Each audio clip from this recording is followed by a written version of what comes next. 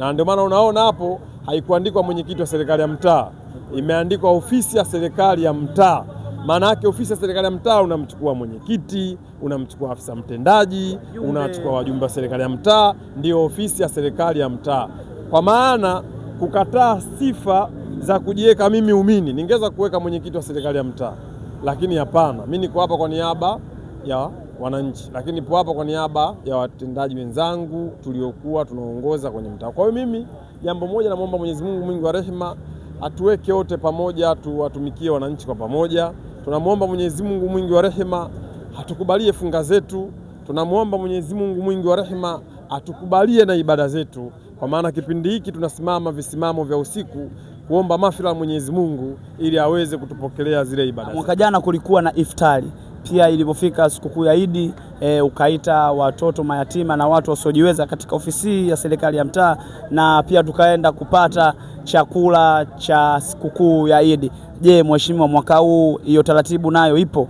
Labda mimi nikwambie, mimi wale watoto mayatima ninawathamini sana, kwa maana wale wazazi wote waliofunga safari ya kuja kunichagua mimi, yaani walipokuwa wakiweka tiki kumchagua Fikiri Rajabu, walikuwa wanaweka tiki kuwalea mayatima.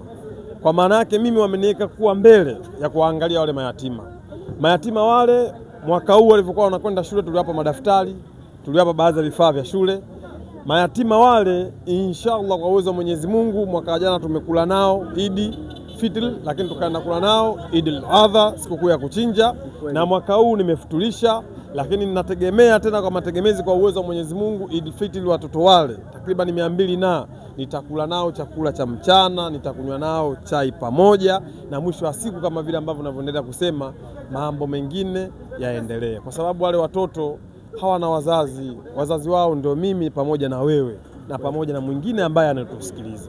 Sasa fursa hii ya kumlea yatima malipo yake ni makubwa sana kwa Mwenyezi Mungu. Inawezekana wengine wakawa hawajui, lakini ni malipo makubwa sana kwa Mwenyezi Mungu. Mimi nikikwambia mara ya mwisho tumekula na watoto mayatima wale, yupo mtoto mmoja alinyosha mkono juu na kuniombea dua.